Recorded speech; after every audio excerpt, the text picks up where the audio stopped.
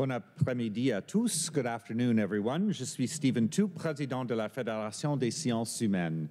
Je suis heureux de vous accueillir pour la conférence Voir grand d'aujourd'hui. I'm delighted to welcome all of you to today's Big Thinking lecture. La semaine a été riche et productive ici à Ottawa et nous sommes reconnaissants envers notre hôte, l'Université d'Ottawa, pour sa formidable hospitalité. I'd like to remind you all before we start that today's presentation will be in French. Simultaneous interpretation is available, and headsets are to be distributed in the hall just outside the room.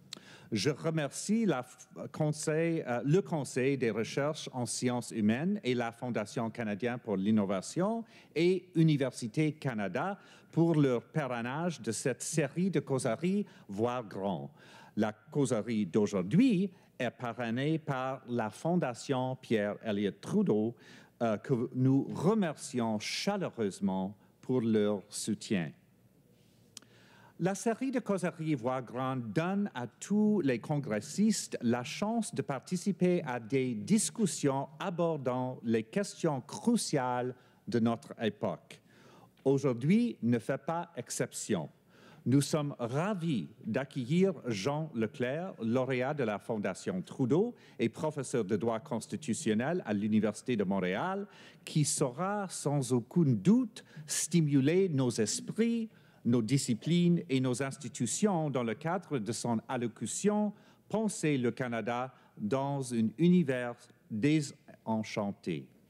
J'ai le plaisir d'inviter l'honorable James Bartleman, ancien lieutenant-gouverneur de l'Ontario et mentor Trudeau 2009, à présenter Jean Leclerc. Merci.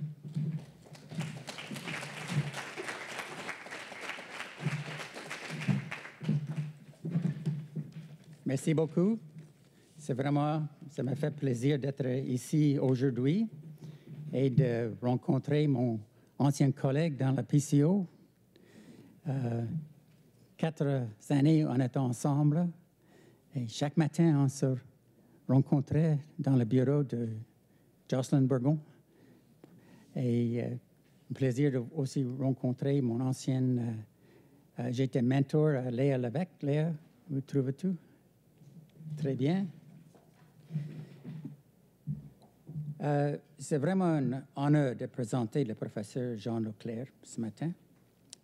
Et le topic de sa lecture ne peut pas être plus d'actualité avec le dépôt cette semaine du rapport de la Commission de vérité et de réconciliation. I'd like to just make a few remarks in the 5 minutes that I have to look at the context. Practical context never was very good in policy things.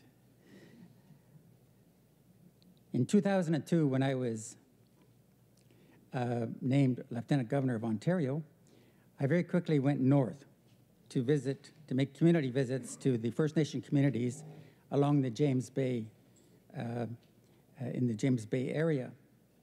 And what I discovered was that there was an epidemic of youth suicide going on. And it was really tragic.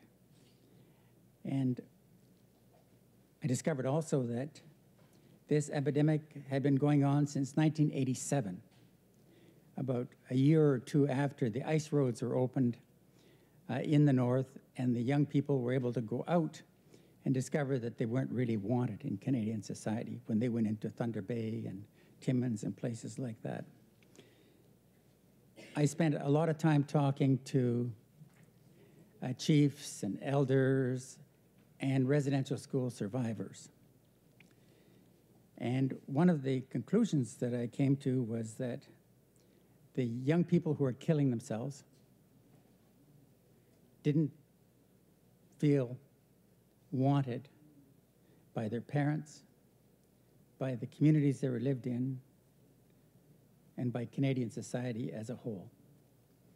They felt that nobody loved them and they were alone. And their response was to die.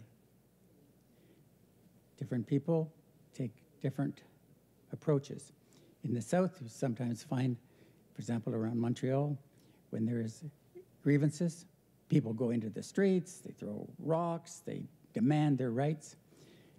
Up in the far north of Ontario, people feel so crushed, they hang themselves, boys as well as girls.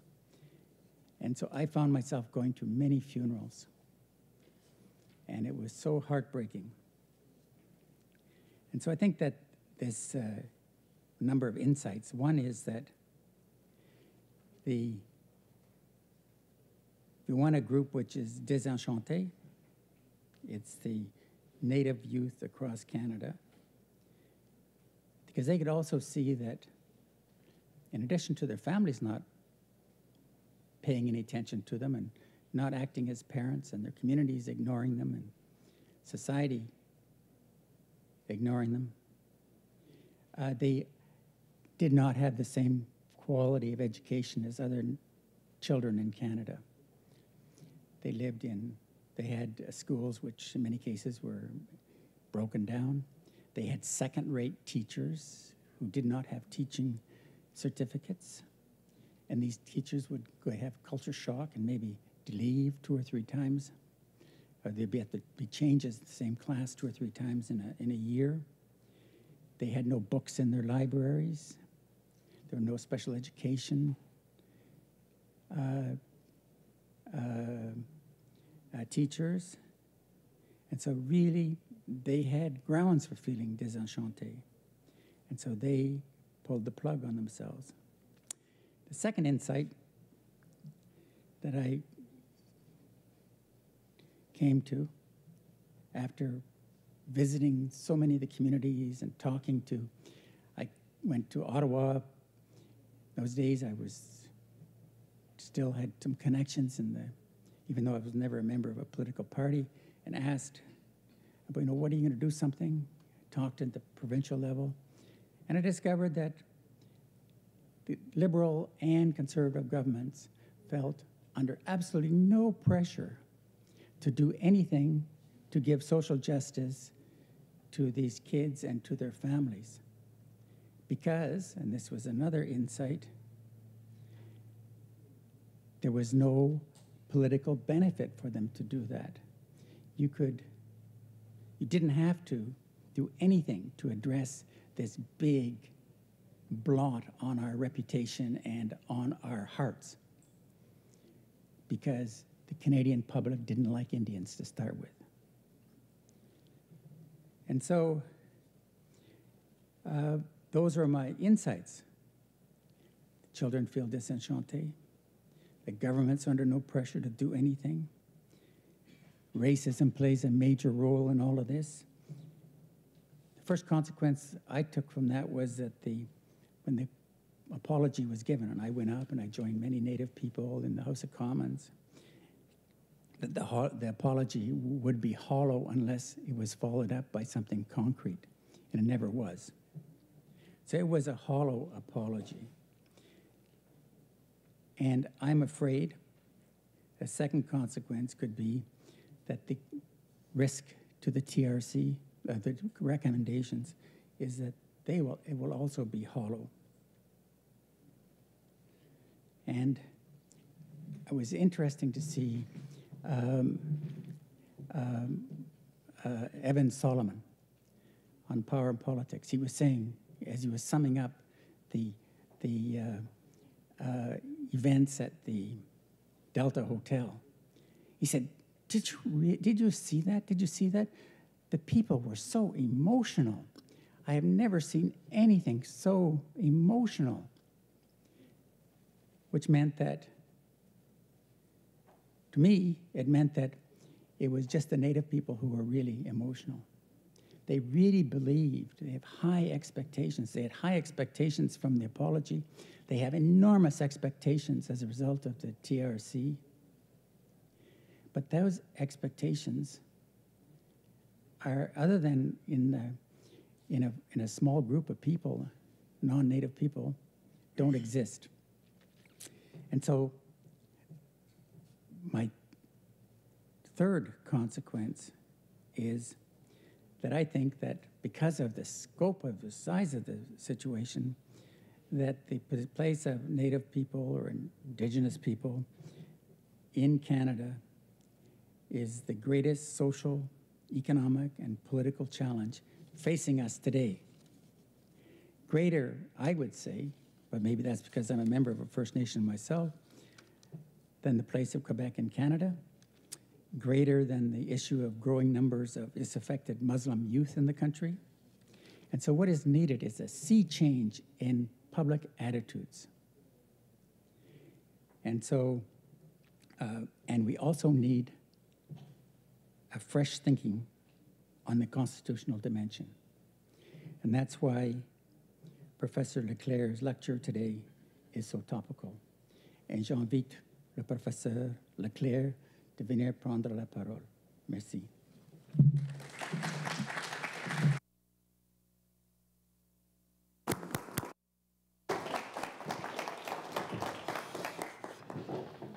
Merci infiniment, M. Bartleman, pour m'avoir présenté puis avoir exposé votre point de vue avec autant de candeur. Écoutez, j'aimerais dans un premier temps remercier la Fondation Trudeau, non pas tant pour le titre de lauréat qu'elle m'a décerné, que pour m'avoir permis d'intégrer l'extraordinaire communauté d'intellectuels, jeunes et moins jeunes, qu'elle a fédérée autour des thèmes chers à M. Pierre Elliott Trudeau, lui-même ancien professeur de droit constitutionnel au sein de ma faculté, Morris Rosenberg, Jennifer Petrella de la Fondation, merci beaucoup d'être ici. J'aimerais aussi remercier bien sûr la Fédération des sciences humaines d'avoir eu la gentillesse de penser à moi. Et j'ajouterai que c'est un très grand privilège, je le confesse, que de vous adresser la parole aujourd'hui. J'espère bien que vous en tirez quelque chose de positif, vous aussi, M. Bartleman. Alors, dès que j'ai commencé à m'intéresser à la question des droits ancestraux et issus de traités des peuples autochtones, je me suis heurté à la figure du trickster. Le trickster est cette figure mythique de la pensée autochtone, un être incorporel épousant différentes formes, tout aussi bien celle d'un corbeau que celle d'un lapin, mais dont les pouvoirs sont limités par l'enveloppe corporelle qu'il endosse. Doté de pouvoirs remarquables, le trickster n'est pas omnipotent. À cette première limite, qui déjà me le rendait sympathique, s'en ajoute une autre. Capable de courage, de générosité, de débrouillardise, le trickster peut en revanche faire preuve de balourdise, d'irrésolution et de rouerie. Et pour ajouter à son charme, il adore s'amuser aux dépens des autres, s'immiscer là où il ne devrait pas être et introduire l'inattendu dans les plans les mieux calculés. Bref, le trickster est un être imparfait qui se rit des faiseurs de système, tous également indifférents au caractère touffu et mouvant de la réalité. J'enseigne le droit depuis plus de 20 ans. Et petit à petit, j'en suis venu à la conviction que les juristes, comme moi, et les politologues et philosophes intéressés par le fédéralisme et la question autochtone, qu'ils soient eux-mêmes autochtones ou pas, ne tiennent pas toujours suffisamment compte du trickster dans leur façon d'appréhender la réalité. Leurs constructions intellectuelles sont dépourvues d'aspérité. Elles ne donnent pas prise à l'imprévu. Et surtout, ces conceptualisations surestiment ou sous-estiment bien souvent la capacité des êtres humains à se penser eux-mêmes. Il va de soi que toute personne, quelle qu'elle soit, doit, pour parler de quelque chose à un certain niveau de généralité, recourir à des concepts qui simplifient, sinon réifient la réalité. La prudence s'impose donc, puisque toute conceptualisation occultera une partie de la réalité et en magnifiera une autre. Une saine méfiance doit être cultivée à l'égard des notions qu'on mobilise pour appréhender la réalité, à défaut de quoi on risque de se convaincre soi-même que la réalité empirique se plie en tout point à nos schémas théoriques. Ma sympathie pour le trickster est née d'une insatisfaction devant les limites de concepts tels que les notions de droit, rights, de souveraineté, de nationalisme et d'authenticité culturelle sur lesquels on bute constamment quand on s'intéresse au fédéralisme ou aux questions relatives à la gouvernance autochtone. Toutes ces notions ont pour commun dénominateur d'être hostiles au pluralisme et d'imposer une vision monoculaire de la réalité, en ce sens qu'elles hyperbolisent un aspect de la réalité, simplifiant ainsi à outrance la complexité des phénomènes qu'elles sont pourtant appelées à expliquer. En vérité, si ces concepts sont si puissants, c'est précisément parce qu'ils proposent une explication totale de phénomènes qui sont pourtant multiformes. Mais plus encore, mon insatisfaction est née de la conception de l'être humain, sous-tendue par ces formes de conceptualisation. La représentation faite de celui-ci oscille trop souvent entre deux pôles également rebutants. Le premier fait de l'être humain un idiot rationnel.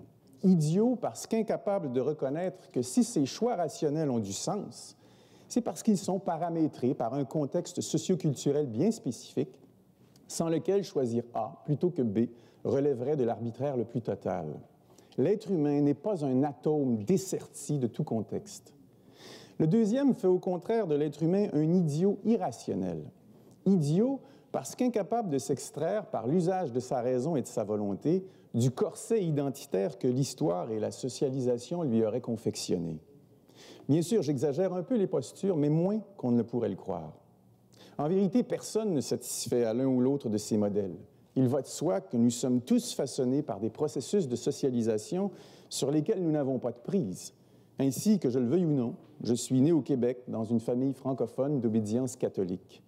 Cela dit, en tant qu'agent rationnel, nous sommes en mesure de faire le tri parmi nos opinions et nos convictions. Si l'abandon de ce qu'on a longtemps cru être une vérité suppose un arrachement douloureux, cet arrachement n'en demeure pas moins possible. À l'inverse, il nous est également loisible d'embrasser de nouvelles pratiques, de nouvelles habitudes et de nouvelles opinions. Dans les minutes qui suivent, je soulignerai premièrement les dangers d'assujettir l'analyse du phénomène fédéral canadien ou la question de la gouvernance autochtone à une lunette conceptuelle monoculaire qui débouche sur des conclusions binaires. Une lorgnette qui ne permet pas de rendre justice, selon moi, à la pluralité des marqueurs identitaires des membres de la communauté politique canadienne, qu'ils soient canadiens-anglais, canadiens-français, québécois, non-autochtones ou autochtones.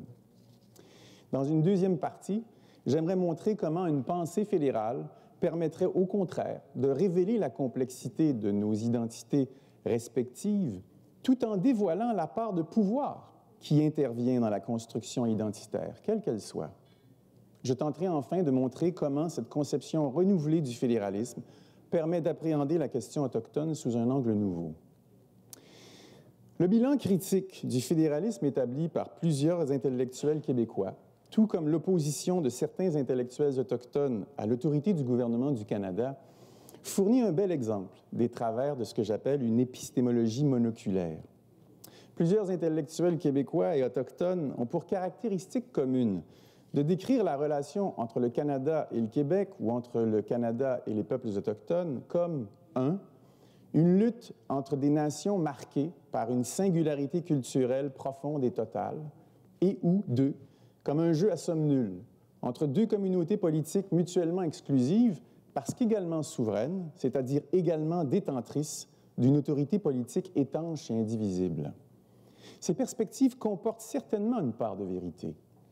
Toutefois, comme on le verra, toutes ces postures ont ceci de commun de présumer de l'existence d'une essence identitaire québécoise ou autochtone parfaitement singulière. En outre, nous serons à même de constater que les concepts de nation, de souveraineté et de droit rights se prêtent très mal à l'idée de compromis, de chevauchement ou d'attachement multiples. Elles renvoient plutôt à un univers d'opposition, de conflit et de distinction dichotomique. En guise d'exemple, examinons les prémices épistémologiques inexprimées de ce que j'appellerai le nationalisme méthodologique, c'est-à-dire cette façon d'envisager le monde comme uniquement composé de groupes nationaux. En passant, même si j'en parlerai peu, je tiens à souligner qu'il existe aussi un nationalisme canadien-anglais fondé non pas sur une conception substantielle de la culture, mais plutôt sur une définition formelle de l'égalité. Parce que majoritaire, il a la caractéristique de s'ignorer lui-même, il n'hésite cependant pas à relever la tête dès que se manifeste trop bruyamment la volonté des Québécois et des Autochtones de conserver une mainmise sur une partie de leur vie collective. Dans la perspective nationaliste québécoise et autochtone, il va de soi qu'il n'existe qu'une nation à laquelle peut appartenir un Québécois ou le membre d'une communauté autochtone. Aussi civique et démocratique soit-elle, une nation n'a qu'un seul centre. La nationalité est une totalité à laquelle on appartient et dont on ne peut sortir, à moins d'en sortir complètement. La personne qui s'aventure au-delà de la frontière symbolique nationale risque fort d'en être exclue pour cause de manque de patriotisme, d'aveuglement, d'ignorance ou de fausse conscience de coloniser. En outre, dans cette perspective, la nation est souvent représentée comme une entité subjective, transcendante, antérieure et supérieure aux individus. La nation tirerait son existence d'un processus historique quasi naturel et indépendant des volontés individuelles. Une nation serait moins le fruit des interactions multiples et souvent conflictuelles entre les membres qui l'ont constituée au cours des générations que le produit d'un ensemble de processus de socialisation dont le contrôle échapperait totalement aux individus. Bien sûr, les auteurs nationalistes n'ignorent pas la réalité de ces interactions, mais ils n'en tirent pas de conséquences qui bousculeraient leur mode de pensée. Pour eux, l'être humain demeure, pour l'essentiel, largement déterminé par son environnement culturel et social. Sa capacité de se penser lui-même en est donc diminuée d'autant. Qui plus est, le mot « nation » dans la bouche de ceux qui l'emploient désigne la société en entier. Autrement dit, parler de la nation québécoise ou d'une nation autochtone, c'est faire référence à l'ensemble des membres de la communauté québécoise ou autochtone au nom de laquelle on parle. Enfin, la pensée nationaliste, dans sa version québécoise et autochtone, s'appuie sur une conception différentialiste et totalisante de la culture. La spécificité nationale passe bien sûr par la différence culturelle. Dès lors, tout est culturel. Rien n'échappe au filet tendu par cette expression, non seulement ce qu'on rattache spontanément à l'idée de culture, mais également le monde des valeurs. Au terme de cette vision du monde, nous sommes tous respectivement enfermés dans des univers cognitifs, culturels et axiologiques opaques pour autrui. Ainsi, ce qui relève de la culture autochtone ne peut relever en même temps de la culture québécoise ou canadienne et vice-versa. Le nationalisme méthodologique, on l'aura compris, rend l'idée de fédéralisme pratiquement impensable. Alors que le fédéralisme postule que les citoyens d'un même État peuvent parfaitement chérir plus d'une communauté d'appartenance, le nationalisme exclut cette possibilité. En effet, la nation est allergique aux allégeances plurielles, puisqu'elle se nourrit d'exclusivité et d'unanimité. En vérité, si la pensée nationaliste consent à l'idée de fédéralisme, c'est uniquement dans sa version multinationale, c'est-à-dire en tant que mode de gestion politique de groupes nationaux conceptualisés comme mutuellement exclusifs, mais fédérés au sein d'un espace politique commun qui, lui, cependant, ne s'élève pas au statut de nation. Cette perspective me semble sous-estimer la complexité identitaire des membres qui composent ces groupes nationaux. La perspective nationaliste comporte néanmoins une très grande part de vérité. Ainsi, il est juste d'affirmer qu'il existe bel et bien une différence culturelle autochtone ou québécoise. Toutefois, il est très certainement possible de reconnaître le caractère singulier, sinon unique, de ces cultures, sans qu'il soit pour autant nécessaire de leur prêter une homogénéité et une uniformité de contenu qu'elles n'ont pas. En effet, si la culture est entendue comme un ensemble de concepts, de représentations du monde auxquelles les membres d'une communauté donnée recourent pour formuler leurs pensées, ce qui dépasse la simple différence linguistique, elle ne doit pas être confondue avec un monolithe de notions ou d'idées substantielles unanimement partagées par les membres.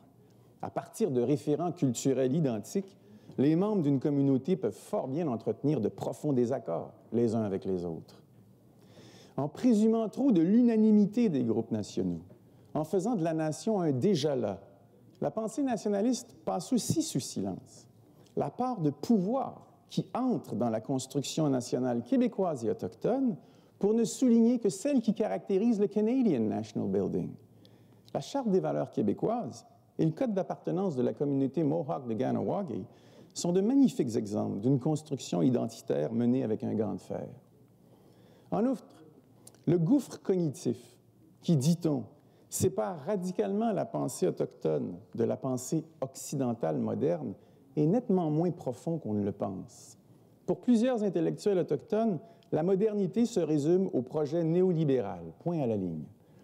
En réalité, la modernité correspond à ce moment de l'histoire, qui n'est pas le même pour toutes les communautés, où la réalité cesse d'être conçue comme le produit d'une volonté hétéronome, extérieure à l'humain, et où, en conséquence, la tradition et la religion ont cessé de structurer l'univers social et politique. C'est l'époque de la détranscendantalisation du savoir et du pouvoir. C'est un recul généralisé de l'invisible. Tout dorénavant peut être légitimement passé sous le scalpel de la critique. C'est l'époque où le lien social devient avant tout politique et où l'identité, et où l'identité n'est plus, pour ainsi dire, donnée à la naissance. Elle se définit et se renouvelle dans la relation à autrui. Quant à l'autorité politique, on ne l'accepte plus sans sourciller. On exige d'elle qu'elle se justifie. Comme le dit le sociologue Jean-Jacques Simard, la modernité peut être, je cite, entendue comme l'âge où les Européens en premier lieu, les autres peuples ensuite, se sont trouvés placés en décalage par rapport à la culture qu'ils avaient reçue en héritage, comme devant quelque chose de contingent, discutable, ouvert au choix, alors que jusqu'à ce moment, la culture héritée définissait précisément et globalement la nécessité. La culture héritée constituait un mode d'emploi de la vie, transmissible comme tel de génération en génération et appartenant en propre exclusivement à chaque groupe ethnogénétique. Fin de la citation. Il va de soi que la critique existait avant la période moderne. La modernité l'a cependant étendue à ce qui auparavant relevait de l'intouchable, de l'impensable. Je ne mets pas en doute le caractère holiste et intuitif des savoirs autochtones. Je ne conteste pas le lien intime qu'ils entretiennent avec le territoire ou leur enracinement dans une matrice spirituelle. Ce que je récuse, par contre, c'est l'idée d'une unanimité sur le contenu de ces savoirs, sur le type de réponse auquel ils ouvrent la porte ou sur la nature des valeurs partagées par les Autochtones auxquelles ils donnent accès. Qu'il y ait consensus sur un certain nombre de choses, soit. Unanimité sur tout, non. Tout comme les autres Canadiens, les Autochtones du Canada, je ne me prononce pas sur les Yanomami amazoniens, vivent dans un monde désenchanté, c'est-à-dire un monde constamment ébranlé par la critique et traversé d'idées nouvelles. Ironiquement, les défenseurs les plus ardents de la tradition autochtone sont le plus pur produit de la pensée moderne qu'ils dénoncent. En mettant la tradition en distance, en l'objectivant, en la défendant sur la base d'arguments parfaitement rationnels et souvent très, très convaincants, ils incarnent la réflexivité dans ce qu'elle a de plus paradigmatique. Et je tiens à le souligner, cela n'en fait pas des Autochtones inauthentiques. Ce mot-là n'a pas de sens. Les philosophes Charles Taylor et Will Kymlicka n'ont pas tort de conclure qu'une décision n'a de sens que si elle se fonde sur un horizon de signification partagé par les membres d'une communauté.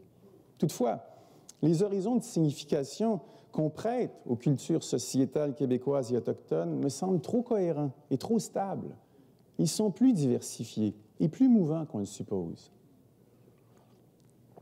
Ainsi, personne ne conteste l'importance du marqueur identitaire national, mais est-ce à dire qu'il est toujours et en tout lieu le critère évaluatif du Québécois ou de l'Autochtone? Un citoyen autochtone ou québécois ne fonde-t-il pas quotidiennement ses choix sur d'autres marqueurs qui lui tiennent tout autant à cœur?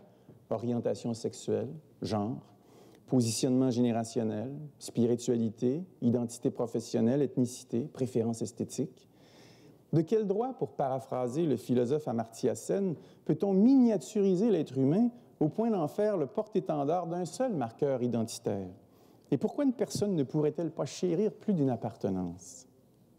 Quant au concept de droit, rights, et de souveraineté, ils encouragent eux aussi une approche adversative du type « je gagne, tu perds ». La souveraineté a généralement été pensée comme inabrogeable, incontestable et indivisible. Au même titre qu'on ne peut être à moitié vierge, il est difficile d'être à moitié souverain. Un droit, a right, quant à lui, bien que fort utile à certaines occasions, n'en demeure pas moins un bouclier qu'on brandit pour contrer ou repousser son adversaire. Ce n'est pas un vecteur de compromis ou de conciliation. Qui plus est, au Canada, la doctrine des droits ancestraux développée par la Cour suprême se fonde sur une conception extrêmement folklorique de l'identité autochtone. Seuls méritent d'être protégées les activités culturelles essentielles au mode de vie autochtone tels qu'ils existaient avant le contact avec les Européens. Cette doctrine a très certainement ouvert la porte à des victoires judiciaires pour les Autochtones, mais elle a tout de même embaumé leur identité dans les parures de guerre et les mocassins du 17e siècle. Comment échapper à ces conceptualisations qui induisent une dynamique d'opposition et de conflit, qui appauvrissent le débat en dépeignant la complexité de nos identités respectives en termes souvent binaires et relativement simplistes, qui nous obligent à distinguer entre le Québécois ou l'Autochtone authentique et celui qui souffre d'anémie patriotique ou du cancer du côlon, au sens de coloniser. Par quels moyens peut-on échapper à une conceptualisation qui fait de l'ambiguïté, du chevauchement, des multiples appartenances, une forme d'anomalie? Pour avoir une certaine prise sur la réalité, une théorie, quelle qu'elle soit, selon moi, doit se fonder sur une anthropologie minimaliste. J'entends par là une théorie de la nature humaine qui prend une juste mesure de ce que sont les êtres humains, c'est-à-dire ni des surhommes capables de s'extirper sans effort des contraintes du réel, ni une pâte entièrement modelée par des processus de socialisation. Cette anthropologie nous oblige à admettre que certains individus cultivent des attachements multiples et que la hiérarchisation de leurs marqueurs identitaires n'est pas toujours la même en toutes circonstances.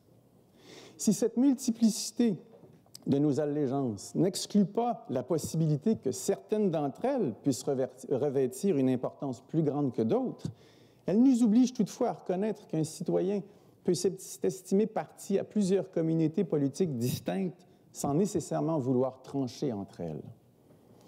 Le fédéralisme n'étant pas une simple thèse descriptive, il ne fait pas que constater l'existence de ces groupes auxquels se greffent les multiples attachements des individus. Il tente d'en structurer les rapports afin de leur permettre de coexister paisiblement plutôt que de rompre définitivement. C'est en cela qu'il dépasse le simple pluralisme qui se contente parfois de constater les différences. Le fédéralisme renvoie à un devoir, ou plutôt à un projet moral, qui peut échouer, qui consiste à conjuguer le « je » avec les « nous » dont nous faisons partie, et ce, sans nécessairement subordonner le premier au deuxième et vice-versa en toutes circonstances. Ainsi, il reconnaît une importance à la socialisation et à l'existence de formations sociales englobantes, en tentant d'assurer la coexistence de plusieurs communautés au sein d'une même unité. En revanche, il n'admet pas l'idée d'une singularité collective radicale qui rendrait la double appartenance impossible. Admettre qu'un individu s'inscrit nécessairement dans un groupe social qu'il dépasse ne signifie pas qu'il doive s'y noyer. La finalité du fédéralisme, tel que je l'entends, est de nous obliger à penser notre avenir politique sans jamais perdre de vue la présence et les projets d'autrui. Par nous, j'entends aussi bien les citoyens eux-mêmes que les entités politiques que sont le gouvernement fédéral, les provinces et les différentes collectivités politiques autochtones du Canada. Qui plus est, à la différence du concept de nation, de souveraineté, d'authenticité et de droit, le fédéralisme rend plausible l'idée de compromis, de concession et même parfois de renonciation. Et contrairement à ces notions, le fédéralisme met l'accent sur la nature des relations entre personnes et groupes plutôt que sur l'essence des uns et des autres. Enfin, le fédéralisme, au contraire de la notion réductrice de souveraineté, prend acte du caractère polycentrique du pouvoir et n'est pas obnubilé par la question de la source du pouvoir, de son origine. Il n'est bien sûr pas indifférent à la question de l'identité des détenteurs de ce dernier, mais tel n'est pas son seul intérêt. Le caractère juste ou injuste de la distribution et de l'exercice du pouvoir retient également son attention. Le fédéralisme, tel que je le conçois, est donc un concept politique ouvert à une véritable reconnaissance de la pluralité identitaire des individus et non simplement ouvert à la reconnaissance d'une forme de monoculturalisme pluriel. En outre, c'est un concept qui met l'accent sur la nature des relations entre personnes et groupes, comme je l'ai dit, plutôt que sur l'essence des uns et des autres. C'est pourquoi le fédéralisme m'est vite apparu comme une voie plus appropriée que d'autres pour réfléchir à la gouvernance autochtone. Un concept qui permet de mieux rendre compte non seulement de la plasticité de nos identités personnelles, mais également de la réalité des relations entretenues depuis toujours par les Autochtones et les allochtones, donc les non-autochtones, dans l'univers politique canadien. Comment pareille conception du fédéralisme permet-elle d'éclairer l'enjeu de la gouvernance autochtone? Elle permet à tout le moins de poser la question différemment. Plutôt que d'aborder la gouvernance autochtone en termes de droit, de nationalisme ou de souveraineté qui s'entrechoquent, pourquoi ne pas plutôt mettre l'accent sur le type de relations entretenues par les peuples autochtones avec les Euro-Canadiens? De ce point de vue, ce qui explique la place particulière des Autochtones dans l'ordre politique canadien et ce qui justifie de les envisager comme acteurs constituants, c'est le fait que de tout temps, les rapports entretenus par les Euro-Canadiens avec les peuples autochtones se sont fondés sur l'idée que ceux-ci étaient des acteurs collectifs capables d'exercer une autorité politique. Dès l'époque des premiers contacts, cette dynamique politique a engendré un type particulier de rapport entre les peuples autochtones et l'État canadien. Rapports qui, chose essentielle, n'ont pas simplement un intérêt historique, puisqu'ils se poursuivent encore aujourd'hui, puisqu'ils ont engendré des attentes, induit des comportements, tué des initiatives dont l'écho retentit encore bruyamment dans le Canada du 21e siècle. Que ce soit avant ou après l'avènement des lois sur les Indiens au milieu du 19e siècle, les Autochtones n'ont jamais été considérés, à l'occasion des politiques les concernant, comme de simples individus sujets ou individus citoyens. Le grand nombre de traités qu'ils ont conclus avec les couronnes françaises, anglaises et canadiennes en témoignent. Des individus peuvent signer des contrats. Seuls des sujets politiques collectifs peuvent se lier aux termes de traités. Comme le disait en 1831 le juge en chef Marshall de la Cour suprême des États-Unis à propos des ententes signées avec les Autochtones, « The words treaty and nation are words of our own language, selected in our diplomatic and legislative proceedings by ourselves, having each a definite and well-understood meaning. We have applied them to Indians as we have applied them to the other nations of the earth. They are applied to all in the same sense. » Or, l'État canadien a signé et continue à signer des traités avec les Autochtones. Mais même sous le régime des lois sur les Indiens adoptées à partir des années 1850, les Autochtones ne seront jamais traités comme de simples individus sujets ou individus citoyens.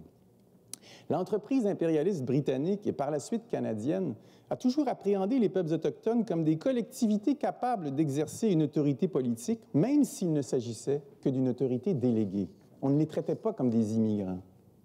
Certes, on espérait émanciper les Autochtones en les civilisant, pour reprendre le mot de l'époque, mais jamais ces lois ne les ont appréhendés dans leur seule dimension individuelle. Il est frappant de noter que la politique impérialiste canadienne a toujours visé à maintenir les peuples autochtones en tant que collectivité politique et non simplement culturelle, en marge de l'univers euro-canadien. La bande, définie comme un groupe d'Indiens par le droit canadien, demeure encore aujourd'hui l'unité politique de base de l'univers autochtone. Et c'est au Conseil de bande, médiateur politique désigné de la volonté de tous les membres, que sont confiés les pouvoirs dévolus par la loi. Bref, les Autochtones ont toujours été perçus par les acteurs politiques euro-canadiens comme des acteurs politiques collectifs, quoique à partir du 19e siècle, du milieu du 19e siècle, des acteurs politiques collectifs de seconde zone, j'en conviens. Mais il y a plus. Nos comportements transforment la réalité. Et il ne nous est pas permis de fermer brusquement les yeux sur les conséquences concrètes de leur mise en œuvre. La signature des traités, la marginalisation collective des Autochtones et la résistance féroce de ces derniers aux tentatives de les éliminer physiquement et culturellement ont induit des comportements et des attentes avec lesquels on ne peut rompre brusquement sans dommage. Tous ces événements ont contribué à cultiver chez les Autochtones le désir de s'autodéfinir comme communauté politique, non pas tant en revendiquant une différence culturelle substantielle, mais en établissant des frontières entre eux et les Allochtones. En somme, ces événements expliquent qu'encore aujourd'hui, il faille compter dans l'espace politique canadien avec des communautés politiques autochtones. Cela dit, l'incorporation, pas toujours involontaire, des Autochtones à la société moderne n'a pas été sans conséquence sur ces derniers. Aujourd'hui, sans en dépendre totalement, l'identité autochtone est largement dépendante de son articulation à l'appareil étatique et aux populations allochtones. Une personne d'ascendance autochtone se marie, une personne sur deux chez les Autochtones se marie avec un non-autochtone.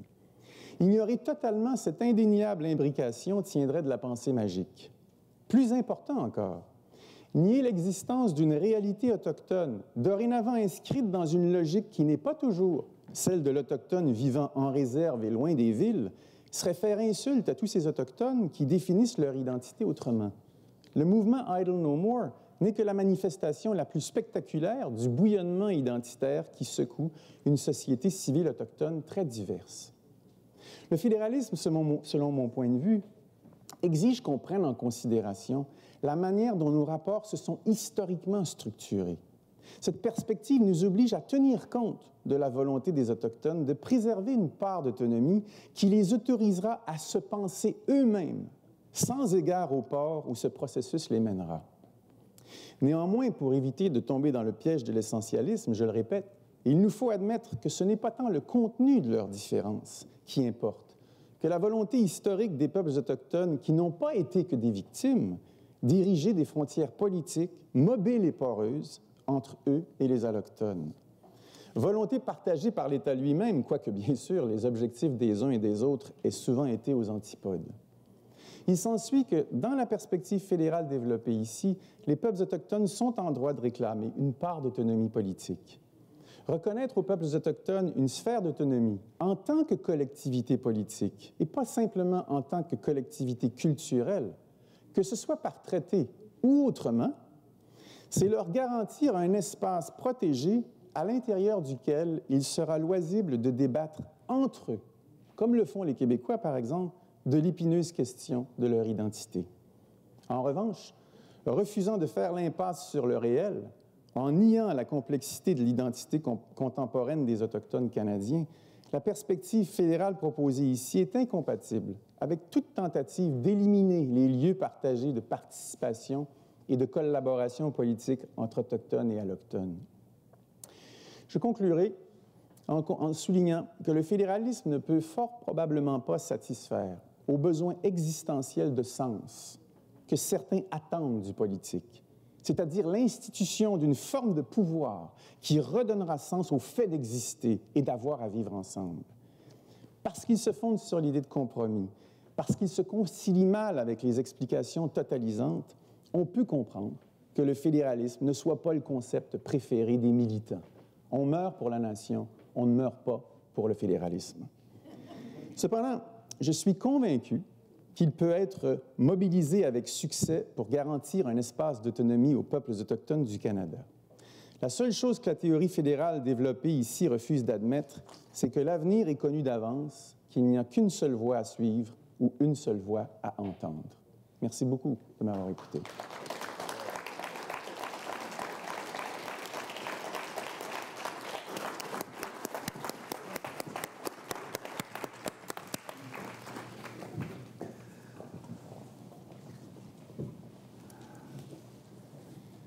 Merci bien, Jean, pour ces propos élégants et courageux d'un certain sens dans notre époque, il me semble, parce que vous rejetez l'essentialisme et c'est très intéressant pour nous à discuter. Maintenant, j'aimerais inviter vous à poser des questions. Veuillez l'utiliser, le micro qui est là, à ce côté, et vous présenter avant de poser votre question, s'il vous plaît. C'est à vous maintenant. Quand j'attends, je offre une question. Le juge en chef Marshall, vous avez cité, il a ajouté un autre sens de nation, c'est la notion de domestic dependent nation. Est-ce que cette idée ou cette addition, une addition inévitable peut-être ou potentielle de votre version de fédéralisme, la notion de dépendance ou non? Bien, c'est sûr que je pense pas, là, si on tient compte du principe de réalité, je vois pas des nations autochtones qui fassent sécession. Alors forcément,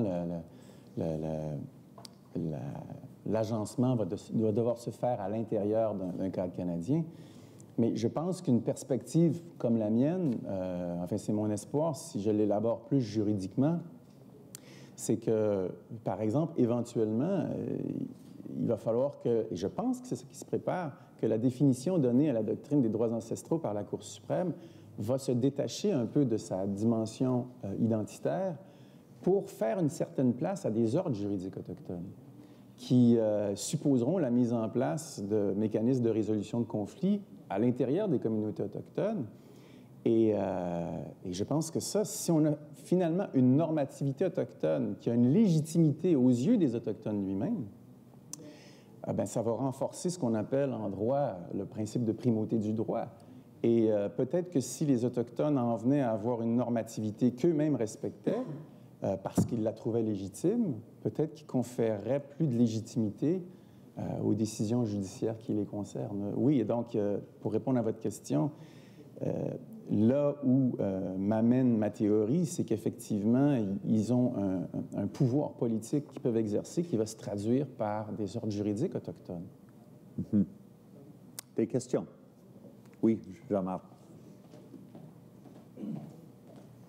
Merci beaucoup, M. Leclerc, pour une vision très généreuse d'un futur possible, ou des futurs possibles. Mais c'est une vision complexe, plurielle que vous avez proposée aujourd'hui. Comment s'y rend-on comme système fédéral qui semble, avec des commentaires d'introduction de M. Bartleman sur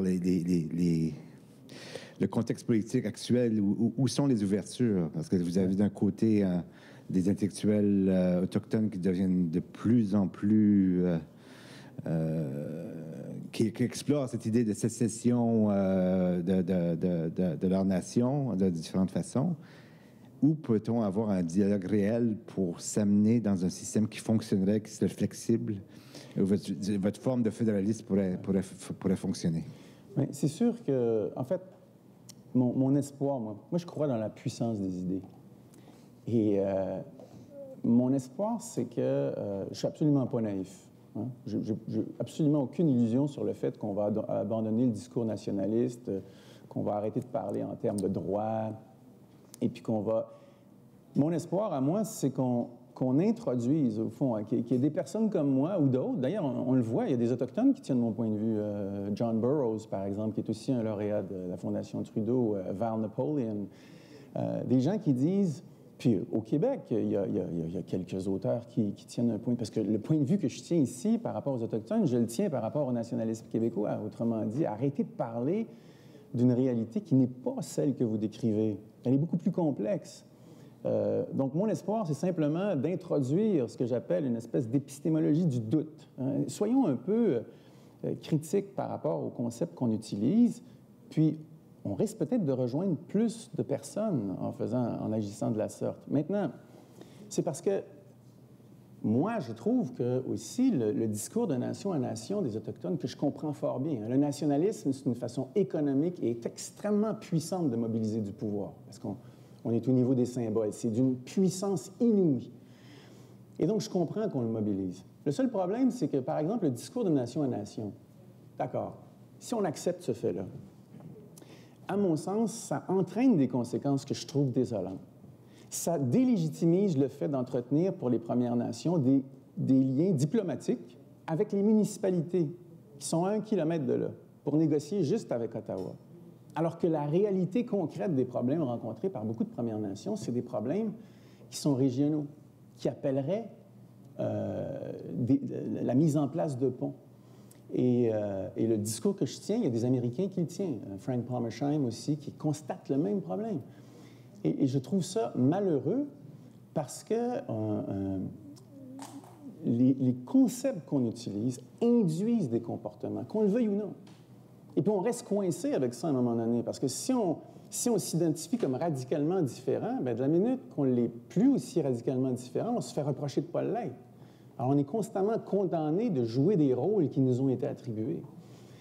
Et si on abandonne la question du... Bien, pas l'abandonner, mais si on nuance le discours de nation à nation, ça permet aussi de réfléchir, de ne pas tomber dans ce que mon ami John Burroughs appelle le treaty fundamentalism, comme si la seule façon pour tous les Autochtones canadiens était de négocier un traité. Il y a des Autochtones qui n'auront jamais les ressources pour négocier ces traités-là. Ça veut dire que les solutions doivent passer par d'autres vecteurs. Je ne prétends pas rien changer, mais je suis convaincu que si on introduit un peu plus de nuances, si on réalise que nos identités sont plus complexes, si on réalise que nos liens avec les Autochtones ne sont pas juste des liens à distance, mais qu'on partage des choses, bien, il me semble que ça pourrait permettre d'établir des ponts qui sont plus difficiles à bâtir aujourd'hui. Et là, je suis un peu inquiet parce que je vois mon collègue Ghislain Otis qui va venir me poser une question. Merci, monsieur. Bonjour. D'abord, j'aimerais remercier le professeur Leclerc qui, avec une virtuosité, une intelligence qui lui est propre, a présenté une vision extrêmement complexe, riche. Moi, j'aimerais peut-être proposer d'apporter une interprétation un petit peu plus nuancée de certains éléments de la présentation du professeur Leclerc, à qui certains pourraient reprocher, en fait, de verser un peu lui-même dans un certain essentialisme idéaliste du fédéralisme, qu'il semble proposer comme étant intrinsèquement, moralement supérieur à d'autres formes de systèmes politiques et étatiques. Il existe dans le monde beaucoup d'États unitaires, solidaires, progressistes et pluralistes. Hein? Qu'on pense à la Norvège, à la Nouvelle-Zélande, par exemple, deux États particulièrement bien étudiés par ceux qui se préoccupent des peuples autochtones et de la gestion de la diversité dans l'État postmoderne. Souvent, la théorie axiologique du fédéralisme souffre du mal qu'elle ne correspond pas à la réalité empirique. A beautiful theory defaced by ugly facts.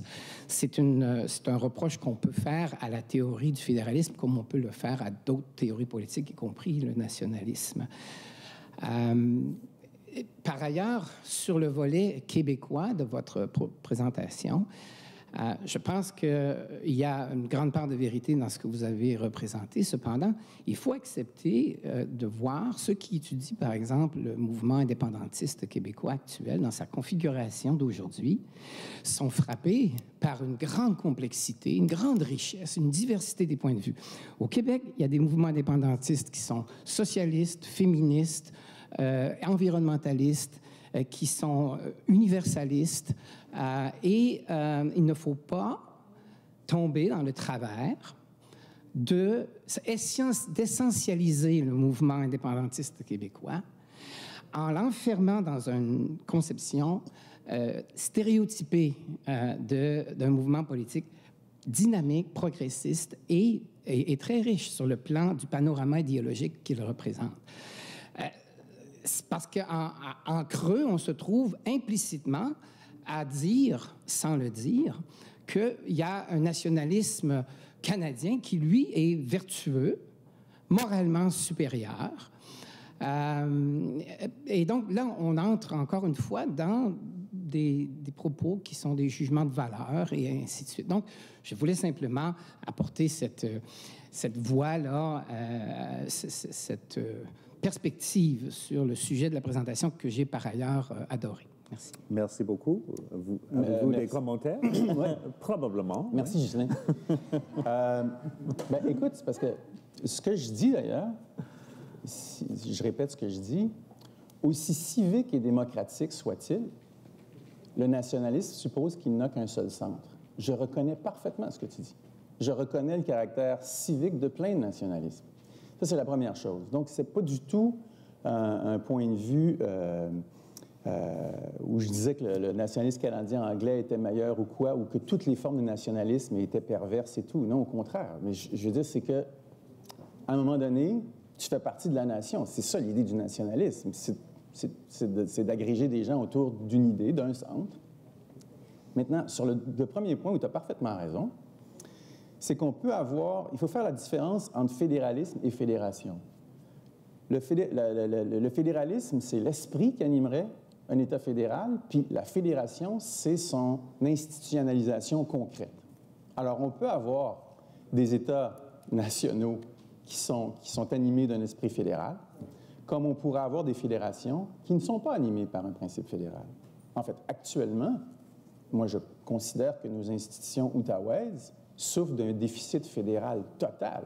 Il est absolument impossible d'exprimer des points de vue locaux en raison du parlementarisme, de la concentration du pouvoir dans les mains du PM, le silence absolu, même des backbenchers du parti, un système uninominal à un tour qui permet à un parti avec 39 % des votes d'avoir la majorité des sièges.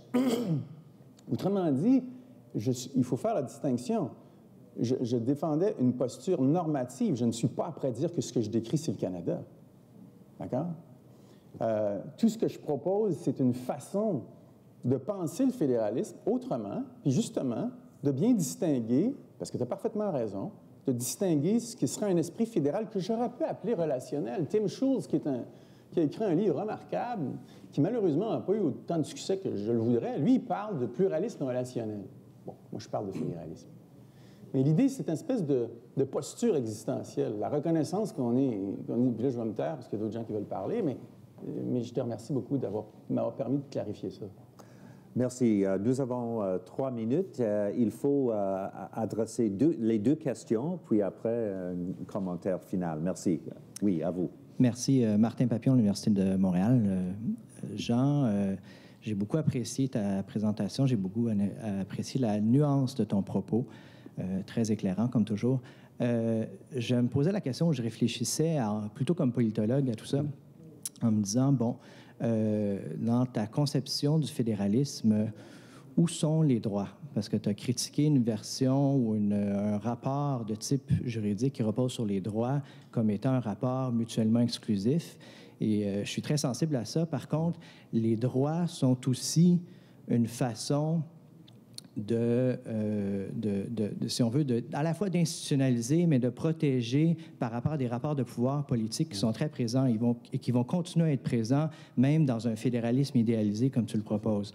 Ces rapports de pouvoir-là, ces inégalités, qu'ils soient démographiques, territoriales ou autres, vont toujours exister.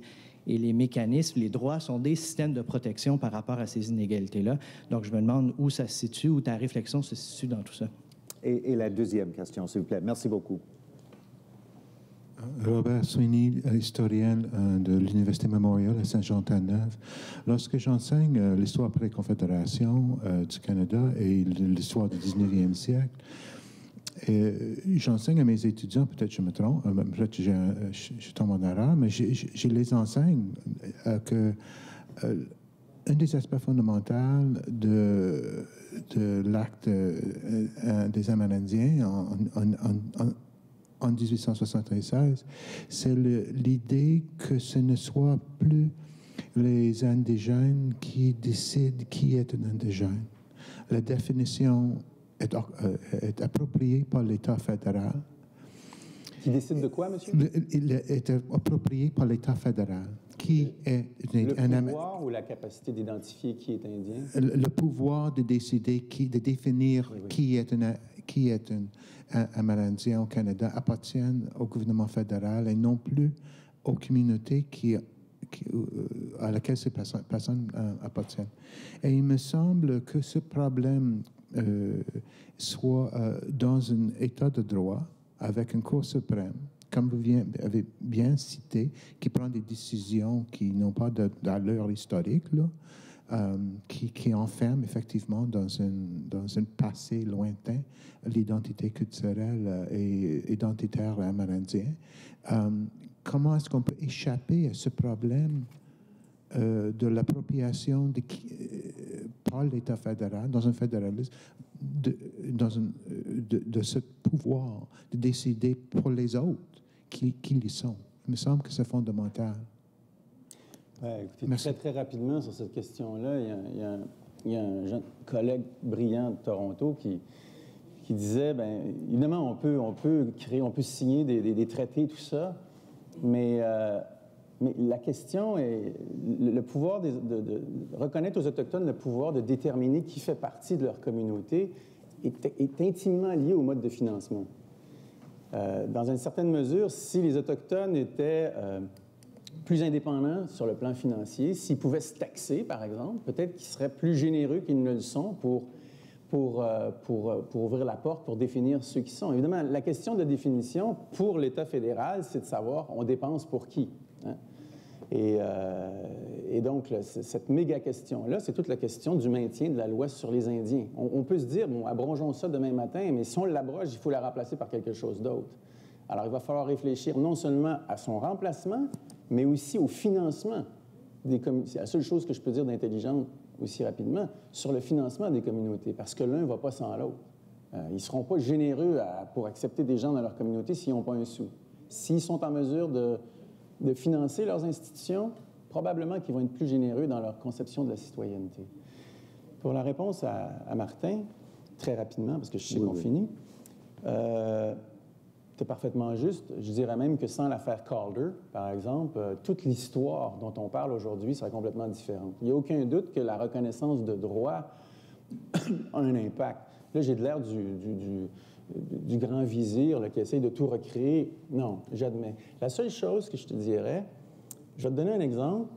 La question, je trouve que des fois, le danger du droit, c'est si on s'en sert pour essentialiser les identités, c'est qu'on occulte la question du pouvoir.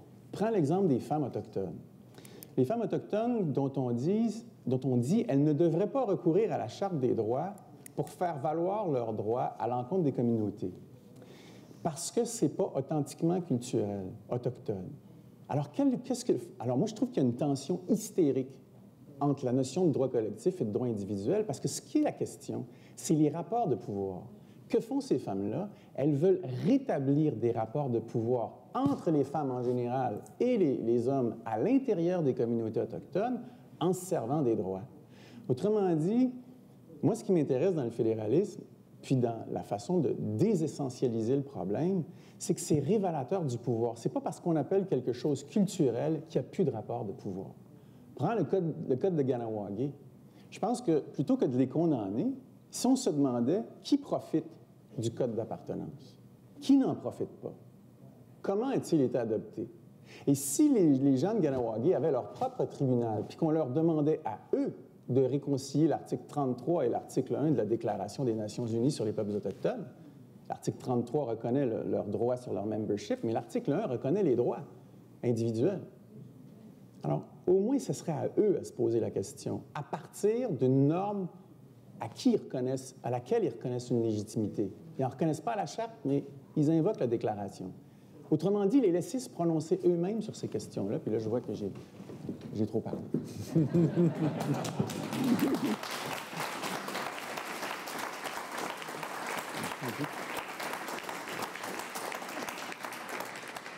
Merci beaucoup, Jean, pour un discours très, très intéressant. Veuillez accepter un petit présent de la part de la Fédération en remerciement pour votre participation précieuse. Merci beaucoup.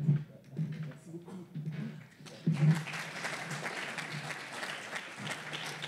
Et je tiens à remercier une fois encore nos commandataires des causeries à voix grande, et je remercie également le parrain de la causerie aujourd'hui, la Fondation Pierre-Elliott Trudeau, et le président, Maître Morris Rosenberg. Je remercie enfin notre hôte pour le congrès à l'Université d'Ottawa, et je vous invite à profiter du dîner léger qui vient d'être servi. Merci à toutes et à tous dans l'auditoire. Je vous souhaite une excellente journée. Merci beaucoup tout le monde.